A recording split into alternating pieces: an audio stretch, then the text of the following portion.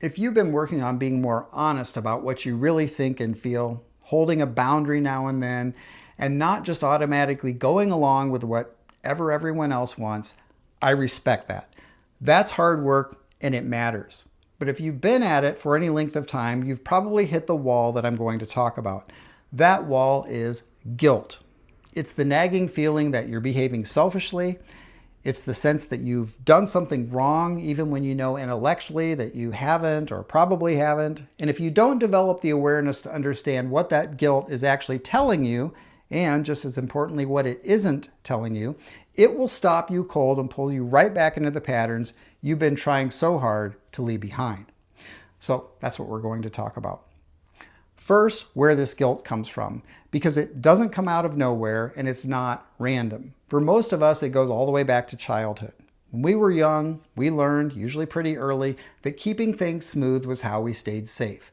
Not rocking the boat was rewarded, being agreeable, staying quiet, not making things harder for the adults around us. That's what got us approval.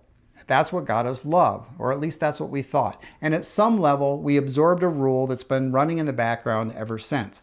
Don't upset people or you risk losing them. That rule made sense when we were kids. We were dependent. We needed approval to feel secure. The problem is that many of us never learned that we could update that rule as we got older. So we kept following it. In our friendships, our relationships, our marriages, our workplaces, long past the point where it served us. We got so good at keeping the peace that we forgot we were doing it. It just became who we are and how we operated.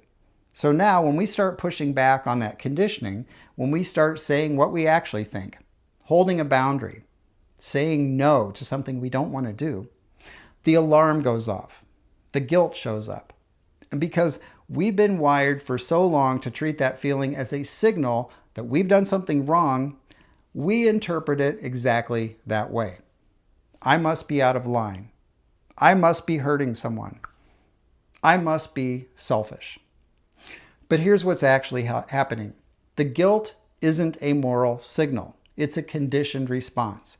It's the old rule doing its job, trying to pull us back into compliance, because that's what it was designed to do. The warning light comes on and we assume there's a real problem, when most of the time the warning light is just misfiring. So think of it this way. If you've ever had an older car where the check engine light came on and you took it into a mechanic and they said the engine was fine, the sensor was bad, and it was reporting trouble that wasn't actually there, you didn't park the car. You may have eventually replaced the sensor, but in the meantime, you drove it and you understood that the light coming on wasn't telling you the truth about what was happening under the hood. The reporting system was the problem, not the engine. That's the guilt. The wiring that produces it is old and it's been firing off false alarms for decades. The engine, which is the part of you that actually has to make decisions about how to live, is fine. It's the sensor that's been the problem all along, and the work we're talking about over time is essentially replacing it. Now let's name the part underneath the guilt, because the guilt is rarely just guilt. If you sit with it for a minute, there's almost always a fear underneath it. The fear that if you keep doing this, you're going to lose people. The fear that your wife is going to look at you differently. The fear that your kids are going to think you've gotten cold or selfish in your older years. The fear that the friends who have known you for 30 years are going to start drifting away because you're not the easygoing guy that you used to be. The fear that you're slowly turning into someone you don't want to be. Someone harder, someone less kind, someone you wouldn't have respected 10 years ago. It's especially hard because people pleasers tend to be very turned off by selfish people, and they definitely don't want to become that guy. Those fears are why the guilt has so much power. The guilt by itself is just a feeling.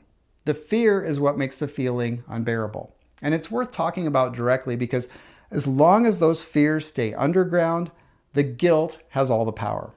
Once you can see the fears for what they actually are, you can actually look at them and ask whether they're true.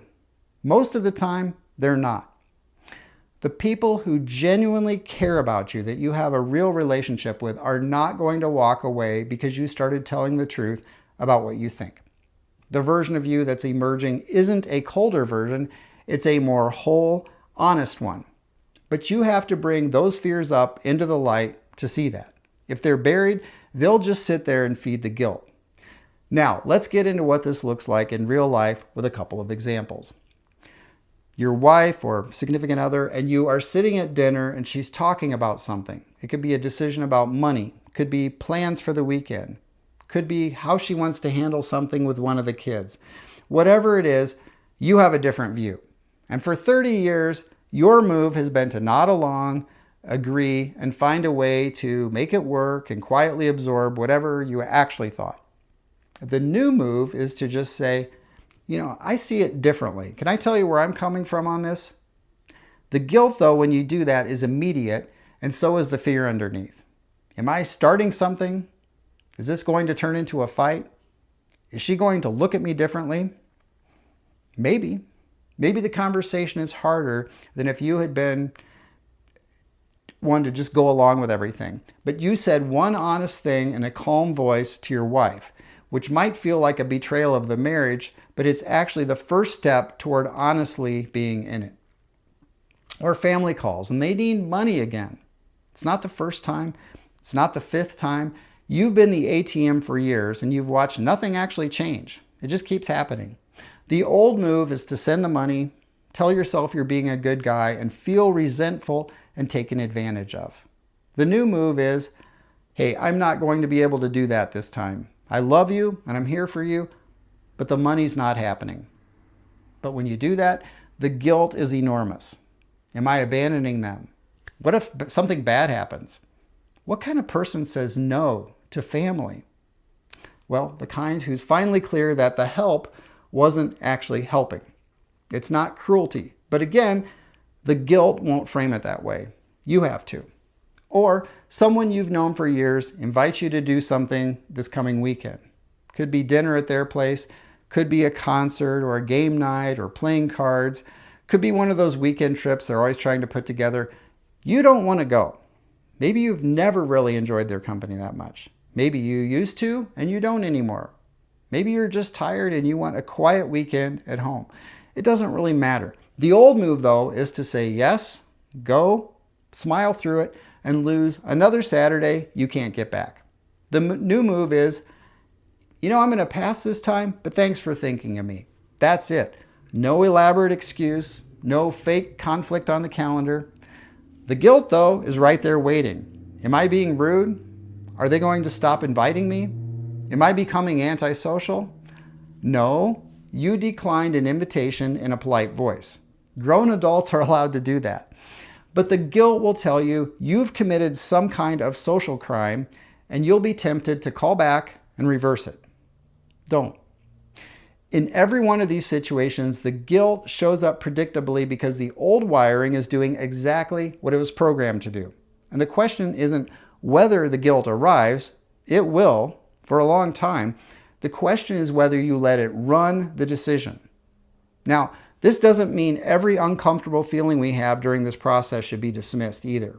We're not going to get this perfectly right. And when we're first learning to be more direct, more boundaried, more honest, we're going to overshoot the mark sometimes. We might come across harsher than we meant to. We might deliver something with more edge than the situation called for. Hey, that happens. It's part of the learning curve. It's not evidence that the work you're doing is a mistake. And when that happens, the move is simple. Own it briefly and then keep going. That came out sharper than I meant. What I was trying to say was, and then move on. We don't need to spiral or use it as proof that we should keep going back to keeping everyone comfortable. Overshooting occasionally is a normal part of rewiring decades of conditioned behavior. It doesn't mean we're becoming a different, worse person. It just means we're learning. And that learning is going to happen in unfamiliar territory. And this raises a fair question. In fact, I think it's one that any thoughtful person doing this work eventually asks. How do you tell the difference between guilt that's just the old wiring misfiring and guilt that's actually telling you something true? In other words, guilt where you probably should feel a little bit guilty. Well, misfiring guilt tends to show up because you were honest or because you declined something or because you held a position. The act itself was reasonable. The guilt is a reaction to the act being unfamiliar, not to the act being wrong. Now, legitimate guilt, where you should feel a little guilty probably, tends to show up because of how you did something, because you came across with contempt, or you were cruel, or you used brutal honesty as a weapon when you could have just told the truth plainly. That's worth paying attention to. That's real information. So the test isn't, did the guilt show up? The guilt is going to show up either way for a long time. The test is, what was I actually doing when it showed up? If you were just being honest in a normal voice, the guilt is the malfunctioning sensor. If you were taking a shot at someone, the guilt is doing its actual job. One more thing worth being honest about. Some of you, as you do this work, are going to experience real changes in your relationships. Not all of them are going to be comfortable. In fact, some relationships might end. A wife who's gotten used to a more compliant version of you may push back hard. A friend who liked you better when you went along may drift away. A family member may decide you've changed and not in a way they like. And you know, I want to take this seriously because if you're sitting there genuinely afraid that you might lose your marriage or end up isolated or have your kids look at you differently, the answer isn't just a quick, logical explanation that relationships based on your people-pleasing were never authentic connections anyway. I do believe that may be true, but it won't help your anxiety about it. So let me say a few things about it first. Number one, the fear of ending up alone is rarely as literal as it feels. When a man tells me he's afraid of being alone, what he usually means underneath that is something different. He's afraid he's not worth sticking around for. He's afraid that if people really saw him, really knew him, they wouldn't want him there. That's a different fear and it has a different answer. Because whether you're worth loving doesn't actually get decided by who stays. It gets decided by you when you finally start treating yourself like someone worth respecting. The second is that the cost of avoiding this work isn't zero. The fear of losing people is loud and immediate, and it gets all the attention. It's what keeps us from changing. But the cost of staying small to avoid that fear is chronic. It's ongoing, and we waste decades doing it. You don't feel it strongly on one particular day, but you wake up in your 50s or 60s and realize you've been managing other people's comfort instead of living your own life, and that's its own kind of loss. The acute fear of losing people is what runs the show, but the chronic cost is usually worse. It's just not as immediately obvious. And the third is something I had to learn for myself, and I'll just tell you how it was for me.